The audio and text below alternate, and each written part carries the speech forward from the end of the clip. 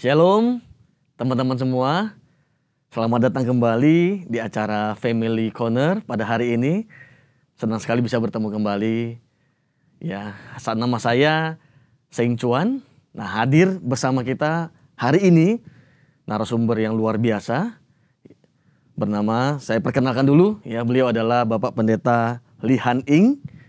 Biasa bisa dipanggil Pak Lee atau Pak Han Ing ya. Kemudian beliau melayani sebagai full timer di Sekolah Tinggi Teologi Amanat Agung sebagai dosen, betul ya Pak ya? Iya. Kemudian juga pelayanan di GKI Puri. Selamat datang Pak. Oke, senang sekali bisa bertemu hari ini. Kita akan membahas topik yang sangat menarik. Waduh, itu dia. Nah, kita akan berbicara tentang seks dalam pernikahan. Kenapa saya bilang menarik, teman-teman? Karena topik seperti ini jarang sekali dibicarakan, tapi padahal ini adalah hal yang sangat penting. Betul. Betul Pak Lee ya? Betul. Nah, sebelum kita mulai Pak, mungkin saya berikan waktu dulu kepada Pak Lee untuk memberikan kira-kira hari ini ruang lingkupnya atau point of view-nya kita mau melihatnya seperti apa Pak? Oke, iya. Thank you. Silakan Pak.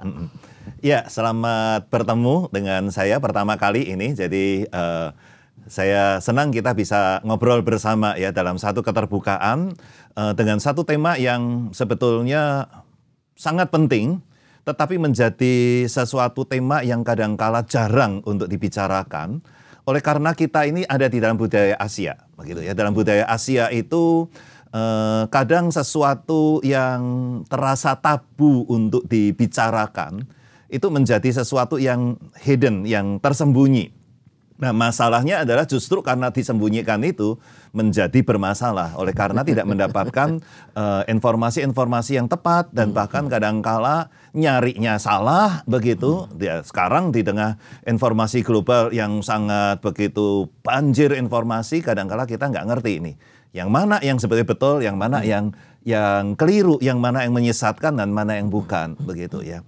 Nah, kita di Asia itu sampai sedemikian rupa merasa tabu, ya, itu sebabnya bahkan ini adalah untuk kita ya dalam arti secara keterbukaan ini. Saya sebagai seorang pendeta, tetapi juga ingin mengajak kita bersama-sama sebagai orang dewasa begitu. Ketika kita membicarakan masalah seks dan masalah intimacy, masalah kemesraan itu ya. Satu frame yang harus kita miliki adalah ini kita bicarakan satu di dalam framework sebuah keluarga sebagai suami istri. Dengan kata lain ya, kalau kalian belum bersuami atau belum beristri begitu ya, boleh dengar, perlu mendengar, bahkan sangat perlu untuk mendengar, tetapi ini menjadi satu harta kekayaan untuk nanti kita buka dan kita eksplor bersama-sama di dalam lingkup keluarga begitu ya. Jadi istilahnya ini menjadi harta warisan ya, yang kalau orang berkata buka ketika. Nah, itu dia gitu ya. Disclaimer-nya itu ya Pak ya. Disclaimer-nya di sana. Jadi teman-teman disclaimer-nya ingat ya.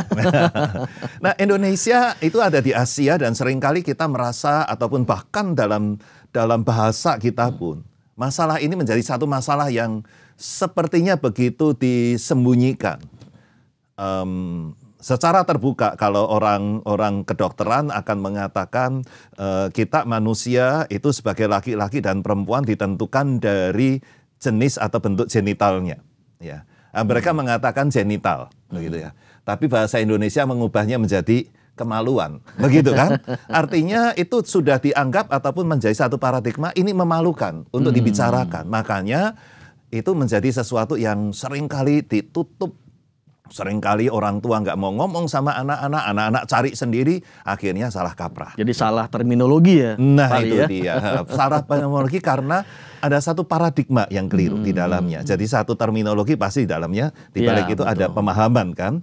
Nah pemahaman nilai itulah yang keliru. Padahal kalau kita melihat dari firman Tuhan ya, firman Tuhan dengan jelas menunjukkan satu keistimewaan. Kalau teman-teman sudah membaca firman Tuhan dari awal sampai akhir, maka tahu kitab yang paling ada di tengah-tengah itu adalah selain dari Mazmur, Amsal, ada satu kitab yang luar biasa yang disebut saat ini disebut dengan Kidung Agung. Yes. Ya, kata Kidung Agung itu lebih tepat menjadi penerjemahan dari apa yang menjadi nama kitab itu di dalam bahasa Ibrani.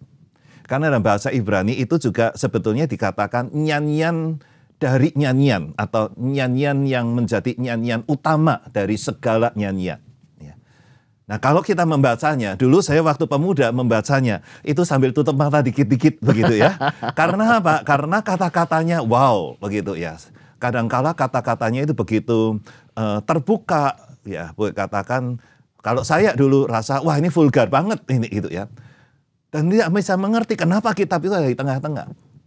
Bahkan di dalam sejarah gereja, kitab itu kemudian saking takutnya untuk dibicarakan, lalu kemudian menjadi analogi untuk mengatakan, oh kitab ini berbicara tentang Allah dengan umatnya.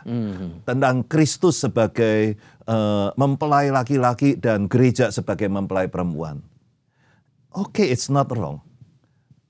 But the first, yang pertama-tama, ini sebetulnya diberikan oleh karena bangsa Israel pun menyadari hubungan suami istri itu adalah sebuah hubungan yang paling tinggi. Itu sebabnya dikatakan sebagai nyanyian di atas segala nyanyian. Itu ya. Ya ini merupakan puisi-puisi yang indah, yang begitu luar biasa. Nah, saya akan ambil itu menjadi dasar kali ini untuk membingkai apa yang menjadi pemahaman-pemahaman utama kita, begitu ya. Untuk mempermudah saya ambil dari Kidung Agung pasal yang ke-7 dan ada beberapa ayat-ayat yang lain yang saya akan bacakan di dalamnya. Kidung Agung pasal yang ke-7 ayat yang ke-10 sampai dengan 12 ya. Itu merupakan satu nyanyian yang diberikan oleh sang mempelai perempuan. Nah, sekali lagi ini bukan pacaran ini, tetapi adalah mempelai laki-laki dan mempelai perempuan. Artinya ini dalam satu frame sebagai keluarga, sebagai suami istri. Nah, apa yang dikatakan oleh sang mempelai perempuan? Dia katakan begini ayat yang ke-10, kepunyaan kekasihku aku, ya, kepadaku gairahnya tertuju. Ketika ngomong gairah, ini jelas ngomong soal passion, soal sesuatu yang ada dari dalam, begitu ya. Nah, mari kekasihku, kita pergi ke padang, bermalam di antara bunga-bunga pacar. Mari kita pergi pagi-pagi ke kebun anggur, dan melihat apakah pohon anggur sudah berkuncup, apakah sudah mekar bunganya, apakah pohon-pohon delima sudah berbunga. Di sanalah aku akan memberikan cintaku kepadamu. Wow, ya. Ini kata-kata sangat-sangat jelas begitu ya. Nah, ayat yang lain dari Kidung Agung pasal yang kedua ayat yang ke-15 dia berkata hal yang sama. Kekasihku kepunyaanku dan aku kepunyaan dia yang mengembalakan domba di tengah-tengah bunga bakung. Soal gambaran domba di tengah bunga bakung itu gambaran scenery ya, gambaran pemandangan yang indah. Bunga bakung itu merupakan salah satu bunga yang dilihat ataupun yang seringkali dipakai untuk menggambarkan keindahan begitu. Jadi gambaran menggembalakan domba itu dilihat sebagai sebuah kekayaan, wealth gitu ya. Dan di tengah suasana bunga bakung, wow ini gambaran home sweet home ya, begitu ya. Satu hal yang indah. Dan di dalam pasal yang ketiga ayat yang pertama sampai kelima, nah ini lebih lagi, ini lebih langsung to the point. Ya dikatakan di atas ranjangku pada malam hari, ku cari jantung hatiku. Ku cari tapi tak ku temui dia. Aku hendak bangun dan berkeliling kota, di jalan-jalan, di lapangan, ku cari dia jantung hatiku. Ku cari tapi tak ku temui dia. Aku ditemui peronda-peronda kota. Apakah kamu melihat jantung hatiku? Baru saja aku meninggalkan mereka. Ku temui jantung hatiku. Ku pegang dan tak ku lepaskan dia. Sampai ku bawa dia ke rumah ibuku. Ke kamar orang yang melahirkan aku. Kusumpahi kamu putri-putri Yerusalem demi kijang-kijang atau demi rusa-rusa betina di padang. Jangan kamu membangkitkan dan menggerakkan cinta sebelum yang diingininya. Nah, kata ini merupakan kata yang unik karena diulang bukan hanya di pasal yang ketiga ayat yang kelima, tetapi juga di dalam pasal yang kedua. Persis sama di dalam ayat yang kelima juga. Yang mengatakan, kusumpahi kamu putri-putri Yerusalem dan demi kijang-kijang, demi rusa-rusa betina ini ya. Wah ini kalau kita ngomong ini sumpah-sumpahan begitu ya. Tapi ini sebetulnya ini menunjukkan betapa hal itu sesuatu yang serius, yang begitu mendalam. Dan dikatakan, kalau di bahasa Indonesia dikatakan, jangan kamu membangkitkan dan menggerakkan cinta sebelum yang diingininya. Padahal kata ini sebetulnya lebih bersifat positif, bukan kata jangan. Jadi kusumpahi kamu sampai itu ya, menggerakkan, membangkitkan cinta itu sampai pada pemuasannya. Ya. Tentu hal-hal ini kalau dibicarakan, ini menjadi sesuatu yang ya, kalau kita bicara dalam satu frame bahwa ini adalah aktivitas, situasi kehidupan rumah tangga suami istri, maka kita bisa mendapati syir atau nyanyian di atas nyanyian ini sedang berbicara tentang kehidupan keluarga yang home sweet home, yang indah, yang sebetulnya menjadi desain Tuhan bagi keluarga. Nah, hal-hal apa yang menjadi inti utamanya? Yang pertama kalau kita melihat adalah ketika sang mempelai ini berkata, aku punya kekasihku dan kekasihku punyaku. Ini gemanya ada di dalam 1 Korintus pasal yang ke-7 ayat yang ke-3 dan ke-4. Suami, engkau bukan milikmu sendiri tapi milik istrimu. Dan istri, engkau bukan milikmu tapi milik suamimu. Nah, dengan kata lain ada satu kesatuan yang begitu kuat, sehingga dalam kesatuan yang begitu kuat ini fusion atau penyatuan itu membuat diri kita bukan lagi milik kita, tetapi milik pasangan kita, dan pasangan kita milik kita. Artinya kita punya akses itu ya bersama-sama. Ini bukan berkata kalau begitu kalau saya mau potong rambut saya harus tanya istri saya, bukan itu ya. Atau kalau saya makan saya harus tanya istri saya makan apa gitu ya. Bukan itu, tetapi ini menunjukkan bahwa betapa kekuatan kesatuan itu. Dan kesatuan itulah yang sebetulnya menjadi titik utama dalam penciptaan. Kalau kita melihat Kejadian 2 pasal yang ke-24 yang juga digemakan dalam Efesus pasal yang ke-5, ya, itu mengatakan demikianlah laki-laki akan meninggalkan ayahnya dan ibunya dan bersatu dengan istrinya sehingga keduanya itu menjadi satu daging. Ini menunjukkan pada kesatuan. Dan ayat yang ke-25 yang menjadi puncak dari penciptaan itu dikatakan mereka berdua telanjang tetapi tidak merasa malu. Ya. Nah, apa artinya ketelanjangan? Tentu nanti kita ngomong bukan hanya ngomong ini ketelanjangan secara fisik begitu ya. Tetapi ini ingin menunjukkan kepada sebuah transparansi, sebuah kebersamaan yang tidak ada lagi sekat-sekatnya. Nggak ada lagi topeng, nggak ada lagi yang menutupi. Nggak ada lagi yang merasa, malu kalau dibicarakan. Begitu. Termasuk nanti di dalamnya ketika kita berbicara soal sexual activities. Begitu ya. Nah itu nanti aja ya, gitu ya. Tapi kita akan ngomong bahwa ini ada dalam satu frame. Kenapa? Karena suami istri itu kesatuan dan itu yang Tuhan mau. Nah, mari kita bicarakan tentang kesatuan itu. Apakah kita memiliki satu pemahaman tentang kesatuan itu sedemikian rupa sehingga kita merasa bahwa there is nothing that I have to hide. Tidak ada sesuatu yang aku harus sembunyikan dari pasanganku.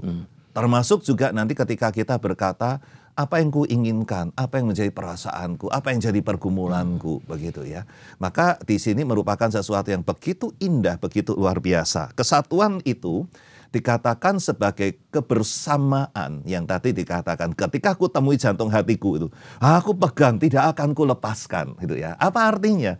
Ini menjadi satu kebersamaan yang tidak diinginkan untuk lepas. Ya, yang tadi dikatakan dalam pasal yang ke-7 dikatakan di mana ini yuk kita bersama-sama lihat pohon anggur sudah berbunga atau belum ini ya. Di situ aku akan memberikan cintaku. Gitu ya. Jadi dengan kata lain berarti sebenarnya seks dalam pernikahan itu adalah sesuatu yang bukan tabu. Apalagi dengan pasangan. Harusnya kalau kita saling memiliki maka sebenarnya kita bisa berbicara apa saja. Betul begitu ya Pak? Iya, sangat-sangat sangat itu. Jadi katakanlah seperti ini. Laki-laki dan perempuan itu memang memiliki perbedaan-perbedaan sebetulnya itu ya. Jadi ketika firman Tuhan berbicara soal keluarga memang memberikan prinsipnya, tetapi tentunya Alkitab ini bukan buku yang keseluruhannya, ini bukan buku medis begitu ya. Ini juga bukan buku psikologi begitu. Jadi kita diberikan ataupun Tuhan mengizinkan manusia punya kemampuan sehingga menemukan dalam medical treatment dan lain sebagainya, terlalu psikologi itu semuanya merupakan satu hal yang menjadi hadiah bagi manusia dan kita bisa dan perlu memanfaatkannya gitu ya. Sama seperti hari ini kita memanfaatkan teknologi ya. Ya, ini teknologi juga bukan tabu, walaupun saya nggak ngerti banyak begitu ya. Tapi kita manfaatkan karena ini merupakan hadiah. Demikian juga dengan psikologi. Nah, dalam psikologi ada banyak buku kalau kita mau lihat tentang perbedaan suami atau laki-laki dan perempuan yang diberikan. Nah, salah satu di antaranya yang lebih banyak, karena ini menyoroti soal sexual activities begitu ya, itu adalah yang dinyatakan oleh seorang yang bernama Willard Harley. Ya, dia membuat satu buku yang berjudul His Need, Her Needs, itu ya. Kebutuhan dia laki-laki dan kebutuhan dia perempuan. Begitu. Nah, di situ setelah dia mengamati dan melihat ternyata ada banyak perbedaan yang seringkali kalau hal itu tidak dipahami dengan tepat, nah itu yang jadi sumber masalah, gitu ya. Sehingga sexual activities itu bisa terhambat atau bisa mendapatkan banyak hal yang akhirnya justru membuat nggak seneng gitu ya. Membuat ketika ngomong soal seksual sudah ada paradigma itu tabu, ditambah lagi dengan experience yang nggak pas begitu. Nah, Willard Harry ini dia mengatakan begini, perempuan itu lebih kepada sesuatu yang bersifat di dalam. Sebetulnya kalau saya bisa simpulkan, laki-laki itu lebih bersifat eksternal. Ya. Perempuan internal, lebih banyak internal, eksternal. Laki-laki eksternal. Okay. Nah, ini kalau dilihat dari Kidung Agung juga jelas ini. Ya. Bahasa dari perempuan itu lebih banyak berbahasa yang bersifat hati, itu ya. Kutemui jantung hatiku, ya. Aku melihat ini, ya. Tapi kalau laki-laki, wah bahasanya itu eksternal, gambarannya juga eksternal, begitu ya. Misalnya ketika mau menggambarkan tubuhmu itu seperti menara, gitu ya. Nah, karena apa? Laki-laki ada di luar, begitu ya. Jadi gambarannya jelas sekali. Nah itu juga yang ada. Sehingga kalau dikatakan bicara perempuan itu needs-nya di mana? Affection. Ya. Jadi dia merasa bahwa, aduh saya itu dikasihi, gitu. Ketika apa? Ketika dia dipeluk, diperhatikan, begitu ya. Tapi laki-laki beda. Kalau perempuan kan internal, begitu ya. Laki-laki itu beda. Maka laki-laki lebih bersifat apa? Dia lebih bersifat kepada eksternal. Maka sexual activity itu menjadi sesuatu yang bersifat bermain bersama-sama. Itu recreational. Ya. Nah, dalam Alkitab sebetulnya ketika berbicara human being, manusia, maka manusia dengan sexual activity-nya itu memiliki dua prinsip. Prinsip pertama adalah recreation. Artinya bersama-sama dengan Allah menjadi satu sarana ataupun Tuhan memakai dan Tuhan mengutus manusia untuk recreation. Menjadi yang menciptakan generasi-generasi berikutnya. Tetapi kebersamaan suami istri itu juga sebagai recreation, itu ya, yang menjadi rekreasi. Kebersamaan itu. Makanya laki itu sangat suka di situ. Itu sebabnya laki sangat aktif. Ya, itu sebabnya laki biasanya mempunyai semangat yang menggebu-gebu, sementara perempuan lebih di dalam. Begitu. Nah ini kalau nggak terkomunikasikan dengan baik, itu nanti jadi masalah. Begitu ya. Salah satu contoh misalnya activitiesnya. Ini banyak dialami begitu ya. Ketika ada sexual activities ya, hubungan suami istri begitu. Begitu selesai hubungan suami istri, laki langsung tidur, ngorok begitu ya.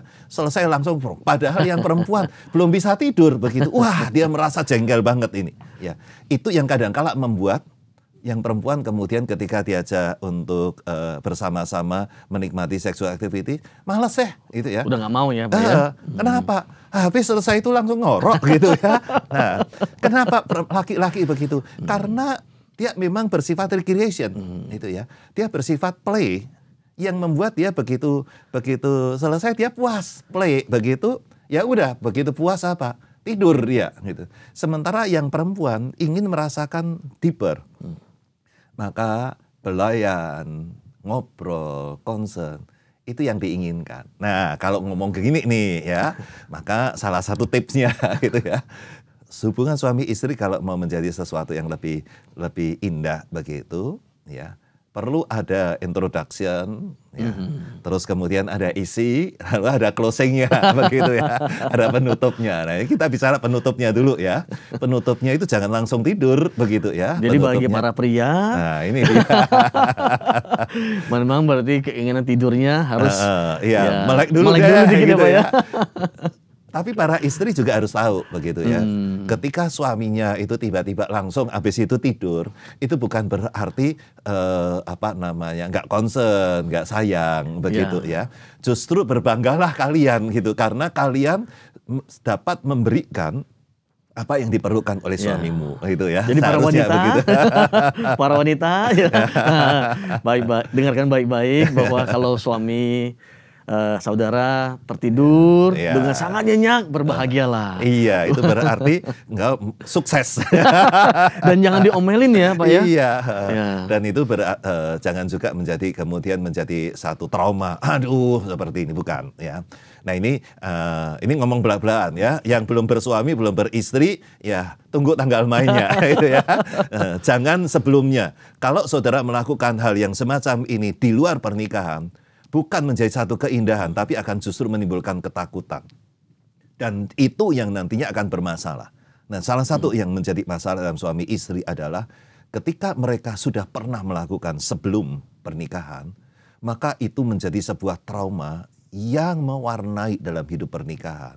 Sehingga relasi suami istri dalam seperti itu akan diwarnai dengan men-trigger rasa bersalah. Nah, itu yang membuat tidak bisa dinikmati gitu ya. Nah, itu yang membuat juga hari ini saya juga ingin untuk memberitahu kepada teman-teman yang lagi pacaran begitu ya. Nenek bilang hati-hati, itu berbahaya gitu ya. Ada bagian-bagian dalam kehidupan kita atau ada bagian-bagian secara physically Tuhan memang memberikan itu menjadi sensitif. Ya. Nah, ketika hal-hal yang ataupun secara fisik ini sensitif dan itu dibuat bermain-main sebelum masuk dalam pernikahan, bisa fatal. Ya.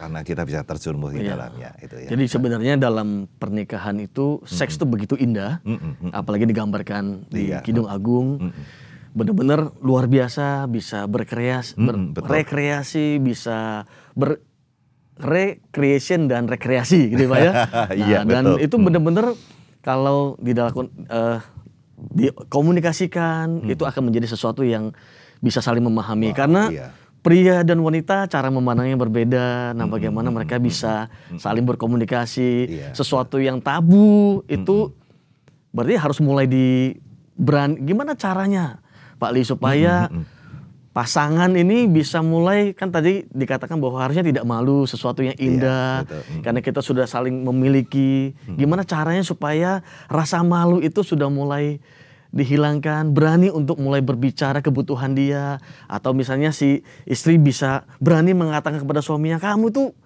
Mbok ya jangan langsung tidur gitu. Atau suaminya juga berani ngomong, kamu jangan ngomel terus dong. Aku kan memang ngantuk gitu ya, bisa begitu. Gimana membangun supaya lebih terbuka, Pak Li? Iya. Kalau kita ngomong soal keterbukaan, transparansi, itu memang sesuatu yang menjadi, katakan itu frame yang harus dimiliki, sebetulnya menjadi frame yang harus dimiliki dalam kehidupan ketika berelasi, bersosialisasi. Di mana orang bisa melihat dan mengetahui kita secara sebetulnya. Maka di satu pihak yang ingin mengutarakan, dia harus mengutarakan sejelas mungkin. Ya. Nah, masalah tabu itu yang kadang-kala membuat mau ngomong susah, akhirnya nggak jelas. Begitu maunya apa nggak jelas, begitu ya. Sementara di pihak yang lain yang menerima informasi itu, dia harus juga membuka diri dengan sebuah acceptance, penerimaan. Apapun ataupun bagaimana dia. Bicara soal sexual intimacy dan sexual needs, sebetulnya laki dan perempuan sama-sama memiliki. Bagi laki-laki itu lebih jelas karena eksternal. Bagi perempuan itu kadangkala tersembunyi. Ya. Tetapi begitu itu disentuh dengan tepat, maka itu akan menimbulkan satu komitmen yang luar biasa. Ya.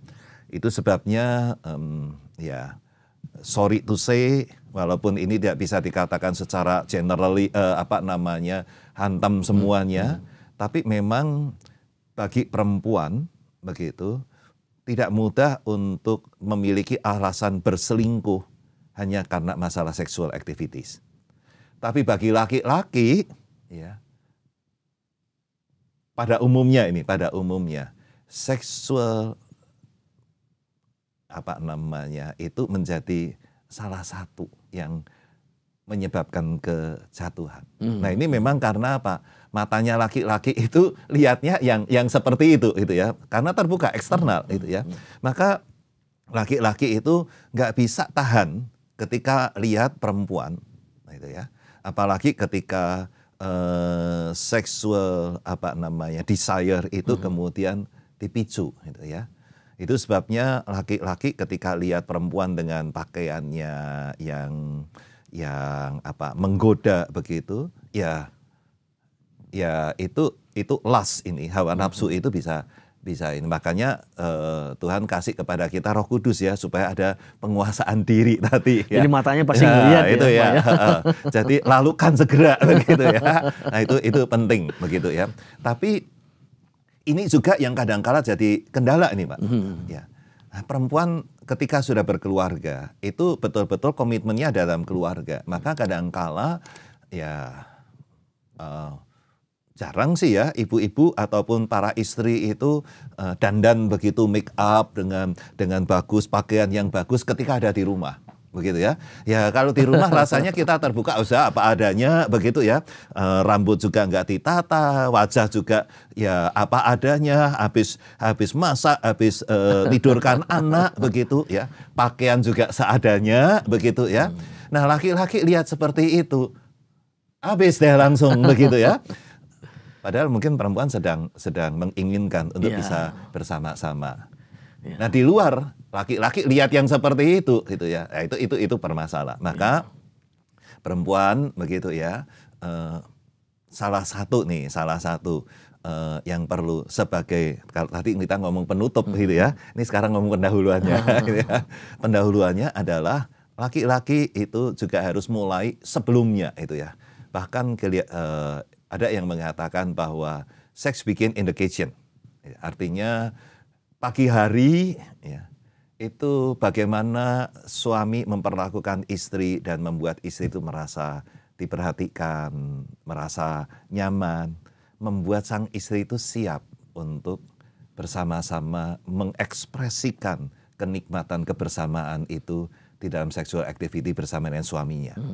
Nah itu sudah mulai dari awal nih, dari bangun mungkin pagi, dari begitu ya. Kata-kata, pelukan, apresiasi, ya ngomong wow hari ini kamu cantik, misalnya begitu ya, atau kasih makan, wah ini makanannya luar biasa.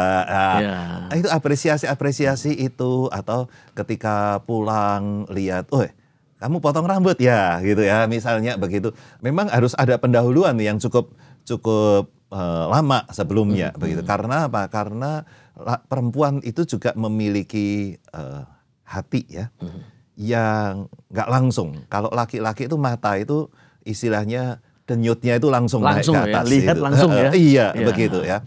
Maka laki-laki nubruk aja begitu ya. Sementara perempuan itu perlu dipersiapkan hatinya. Nah, dalam persiapan ini itu butuh waktu. Maka ada orang yang mengatakan perempuan itu naiknya kayak ibaratnya diesel itu. Perlu dipanasin dulu ya. Nah, laki-laki itu pakai bensin gitu langsung begitu ya. Nah, itu yang seringkali kalau nggak itu tidak dikomunikasikan. Nah, itu jadi bahaya. Maka seringkali laki-laki pengennya cepat selesai begitu. Yang perempuan nggak, yang perempuan itu perlu pelan-pelan dibangun begitu. Nah, perempuan perlu menyatakan itu gitu ya. Supaya yang laki itu juga mempersiapkan dulu dong gitu ya. Ya. Saya ingat itu almarhum pendeta Mangapul Sagala ya, pernah ngomong gitu ya. Dia juga belak-belakan ketika ngomong soal relasi dalam keluarga begitu. Jadi ya dia katakan ya sebelum meminta harus memberi dulu. Itu kan prinsip Alkitab begitu ya. Terlebih berbahagia memberi daripada menerima gitu ya.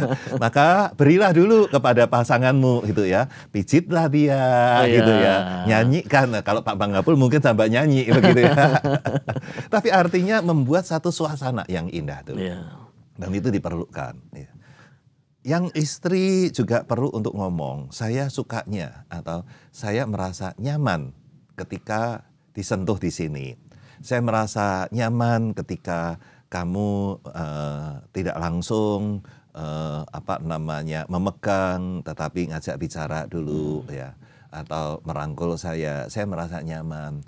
Ketika saya kau rangkul, lalu saya boleh tidur di atas dadamu, misalnya ngomong seperti itu transparansi. Iya, jadi cara komunikasi yang paling awal adalah mencoba saling terbuka, berbicara. Memang ini bukan sesuatu yang mudah, tapi memang harus dimulai ya Pak ya. Artinya ya dari hal-hal sederhana para pria kalau sudah mau memulai ya berarti berilah dulu sebelum menerima. Mungkin mulai ini buatkan makanan atau minuman kesukaan istri. Iya, dari luar bawain martabak. Iya, betul. Iya, itu betul. Sesuatu yang memberikan kepada dia bahwa engkau memperhatikan, engkau mengasihi dia, gitu ya. Jadi bukan hanya sekedar saya pengen sesuatu dari kamu, tetapi saya memberi. Ya. Itu sebabnya nanti yang perempuan seperti mempelai itu berkata, disitulah aku akan memberikan cintaku kepadamu. Nah ini sesuatu yang sangat penting yang menjadi dasar begitu ya. Tanpa dasar ini, kehidupan keluarga ataupun sexual activities itu justru menjadi sesuatu yang menjadi kendala. Ya.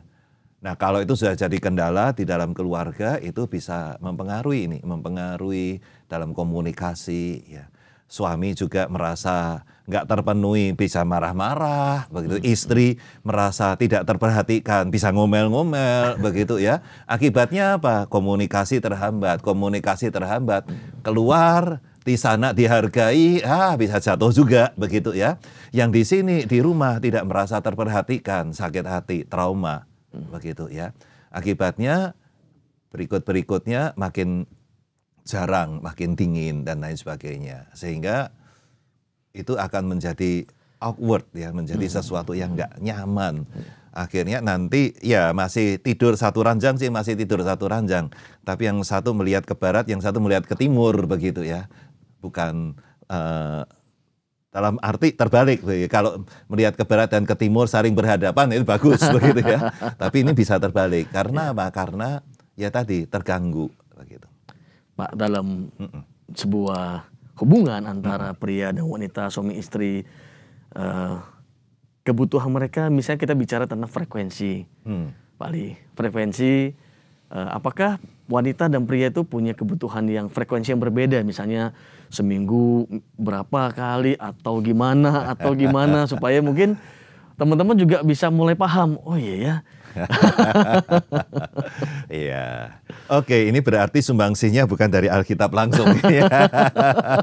Alkitab nggak ngomong itu ya. Alkitab ngomong transparansi. Artinya kalau merasakan kebutuhan itu, kamu harus ngomong. Itu Alkitab. Tetapi kalau dari sumbangsih dari medical ini dan medical, perempuan itu punya siklus.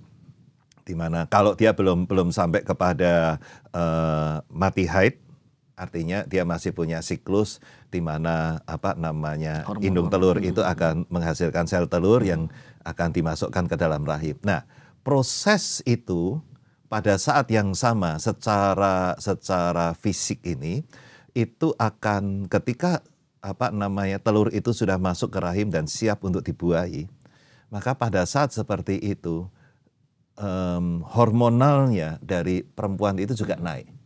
Ya.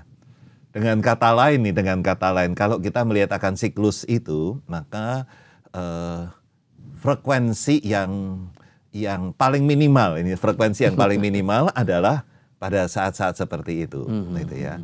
Tapi itu berarti, ya, kalau pada saat sel telur itu siap dibuahi, lalu kemudian melakukan itu, ya siap-siap aja nanti bisa terjadi pembuahan begitu ya.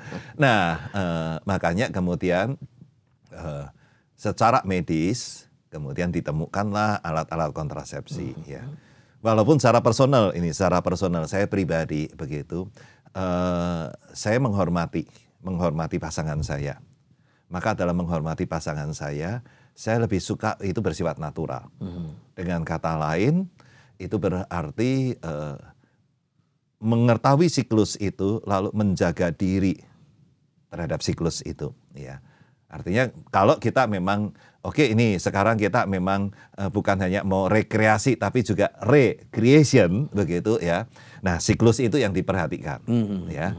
Tapi kalau ini merupakan sesuatu yang bersifat kita menikmati, ini perwujudan ekspresi kita, maka itu bersifat recreation ya, bukan recreation. Maka harus di luar bagian itu. Tapi dengan konsekuensi kalau itu di luar, maka tadi pendahuluannya itu lebih perlu waktu gitu ya.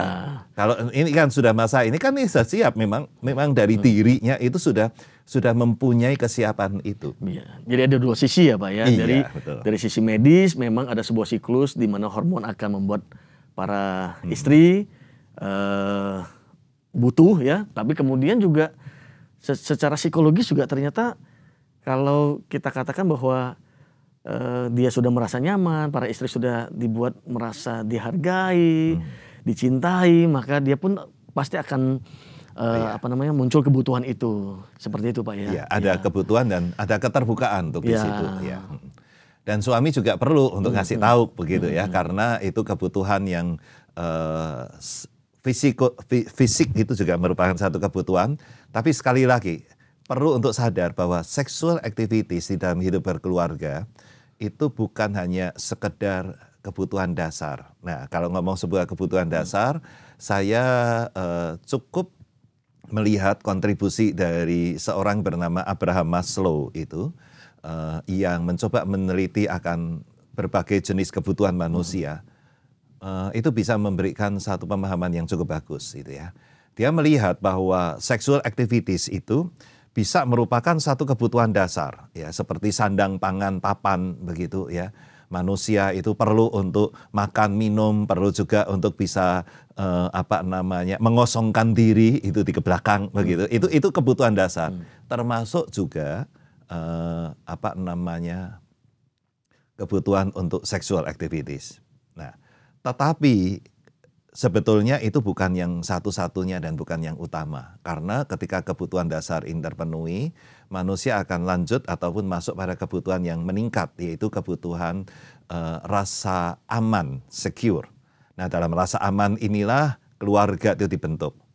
Dalam rasa aman inilah kemudian orang hidup berkeluarga, memiliki properti dan lain sebagainya. Nah, nanti itu masuk kepada yang berikutnya, rasa nyaman. Nah, ini yang penting. Sexual activity adalah sebetulnya ekspresi rasa nyaman. Dan dalam seperti itulah, maka bungkus yang ada adalah selalu ada bagaimana saya membuat rasa nyaman itu terjadi pada pasangan saya. Nah, ini suami, pikirkan, kalau istri merasa nggak nyaman, ya perlu untuk dibuat nyaman. Ya. Kalau suami merasa nggak nyaman, juga perlu dibuat nyaman. Gitu ya. Nah, rasa nyaman inilah yang akan membuat relasi suami istri menjadi suatu keindahan. Termasuk juga ketika membicarakan frekuensi. Nyamannya seperti apa? Ya. Itu perlu gitu ya. Perlu dibicarakan ya. Iya, Pak, ya? perlu dibicarakan. Tidak ada rumus bakunya. Nggak ada rumus bakunya. Bahkan mungkin pagi itu sudah dibicarakan ya, rasanya. Jadi itu sudah mulai tadi yang ya. Nah, itu penting sekali. Ya. Baik teman-teman, ini topik yang sangat menarik. Kalau dibahas ini panjang sekali, tapi hari ini kita sudah belajar sama-sama ya dari Pak Lee bagaimana kita bisa membangun komunikasi, kita ini bisa saling memahami antar pasangan dan bagaimana supaya kehidupan seks itu di dalam pernikahan menjadi sesuatu yang menyenangkan. Istri merasa senang, suami merasa senang, dan akhirnya itu sangat membantu keharmonisan dalam keluarga. Baik, sebagai penutup, saya akan berikan kesempatan kepada Pak Li, poin-poin atau hal apa yang ingin Bapak sampaikan, saran, pesan buat kami, Pak? Oke, saya kembali ke Alkitab dulu, gitu ya, karena firman Tuhan itu dengan jelas menyatakan bahwa Kidung Agung 2 ayat yang ke-15 saya bacakan. Sang mempelai itu berkata, tangkaplah rubah-rubah kecil yang merusak kebun anggur kita, gitu ya. Nah, rubah-rubah kecil ini merupakan hal-hal yang kelihatannya remeh, kelihatannya kecil, tetapi justru bisa membuat permasalahan. Ya. Maka transparansi itu hal yang penting. Kesatuan di dalam transparansi itulah puncak dari penciptaan dan kesatuan suami istri sebagaimana yang Tuhan desain. Maka mulailah dengan kejujuran, mulailah dengan keterbukaan, mulailah tanggalkan topeng-topeng, cheat, tipu, ya, atau menyembunyikan sesuatu. Itu akan merusak kebun anggur keluarga. Itu akan menjadi seperti rubah kecil yang mengerongrong, yang akan membuat hidup rumah tangga tidak lagi aman. Dalam transparansi inilah kita membangun komunikasi, ya, supaya tidak terjadi misunderstanding, salah pemahaman, miskomunikasi, gitu ya. Maka belajarlah bersama-sama, nikmatilah bersama-sama. Nah, kalau ada seminar-seminar keluarga, datang bersama, begitu ya. Nah, kalau saya sekarang bersama-sama dalam marriage enrichment, maka saya mengundang juga. Ini yang sudah 5 tahun pernikahan, gitu ya. Nah, itu siap-siap untuk kita bisa bersama-sama menikmati kembali. Refresh kembali. Duduklah bersama, nikmati bersama-sama. Karena sekali lagi, kebersamaan itu penting. Dalam kebersamaan itulah yang kemudian menjadi seperti prelude-nya, begitu ya. Kalau lagu itu prelude-nya, pembukaannya, untuk kemudian kita bisa sampai kepada puncaknya, yaitu ekspresi kasih melalui sexual activities yang bersifat keintiman. Ya. Begitu ya. Saya rasa itu dulu deh. Gitu ya. Ya. Terima kasih Pak Li. Teman-teman, kita akan tutup dalam doa sebelum kita nanti akhiri semuanya.